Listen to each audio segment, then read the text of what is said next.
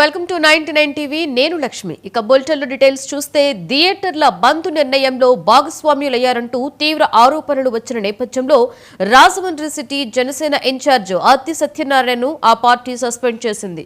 ఈ వార్తలు నిజమా కాదా అని నిరూపించుకునే వరకు పార్టీ కార్యక్రమాలకు దూరంగా ఉండాలని ఆదేశించింది. కాగా థియేటర్ల బంద్ వెనుక ఎవరున్నా ఉపేక్షించేది లేదని డిప్యూటీ సీఎం పవన్ ప్రకటించారు.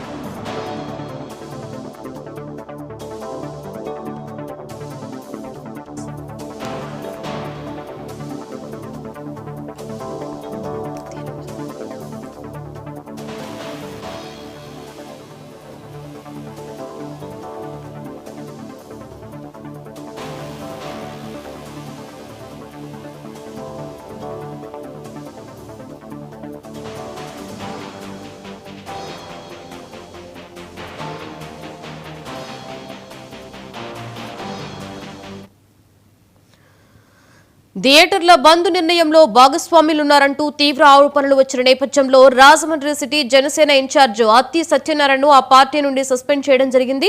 ఇక దీనికి సంబంధించి పూర్తి సమాచారాన్ని మా ప్రతినిధి రాజేష్ అందిస్తారు. రాజేష్,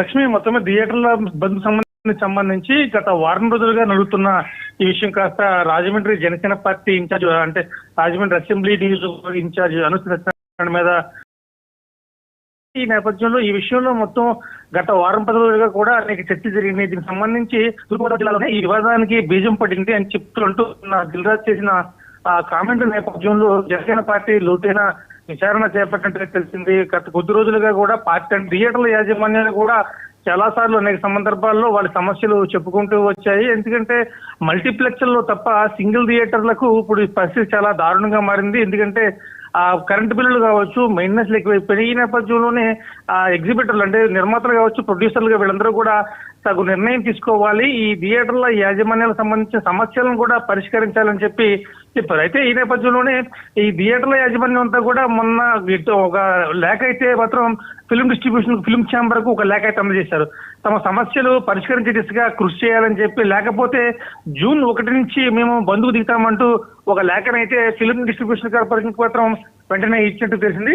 ఈ నేపథ్యంలోనే ఆ లేఖను పరిశీలించిన తర్వాత జనసేన పార్టీ పవన్ కళ్యాణ్ దగ్గర చాలా సీరియస్ అయ్యారు. ఒక పక్కన హరిహర వీరమల్లు రిలీజ్ దగ్గరగా ఉన్న నేపథ్యంలో ఆ సినిమాను అడ్డుకునేందుకు ప్రతిసారి కూడా పవన్ కళ్యాణ్ సినిమాలు తెర మీదకి వస్తున్న సమయంలోనే ఏదో ఒక వివాదాన్ని సృష్టించడం, తద్వారా ఆ సినిమాను అడ్డుకోవాలని లేకపోతే నిర్మాతను నష్టపరచాలని చూస్తున్నారనేది ఆ పార్టీ జనసేన పార్టీలో అయితే మాత్రం కీలక కనిపించింది. అలా ముఖ్యంగా పవన్ కళ్యాణ్ అభిమానుల్లో కావచ్చు, నిర్మాతల్లో కావచ్చు.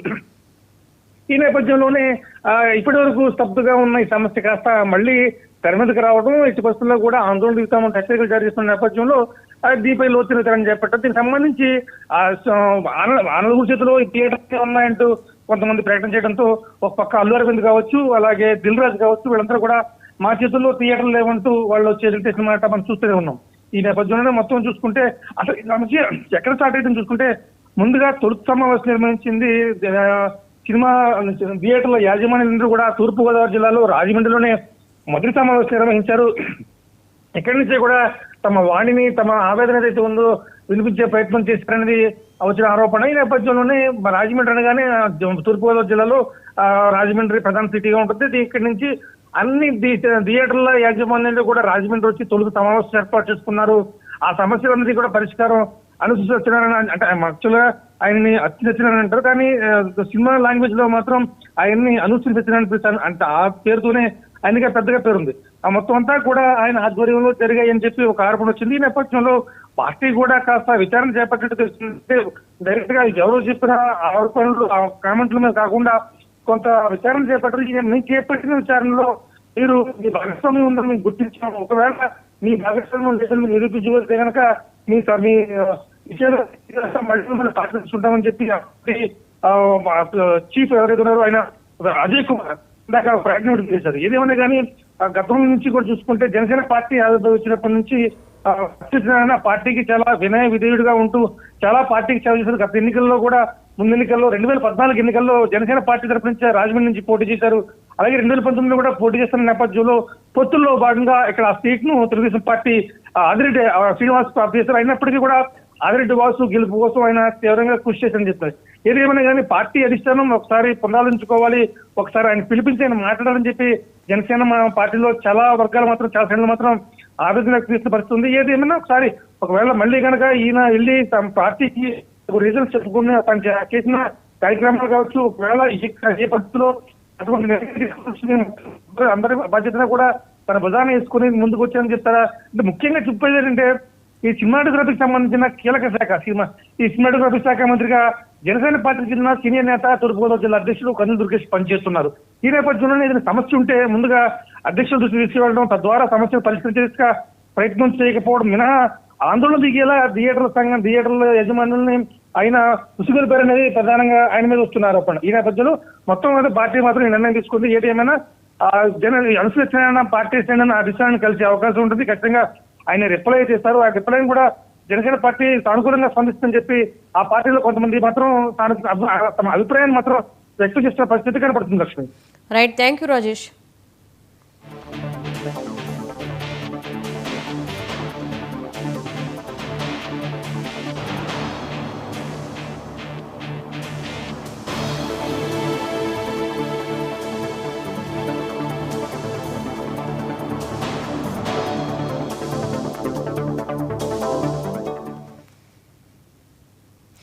పల్నాడు జిల్లాలో రెడ్ బుక్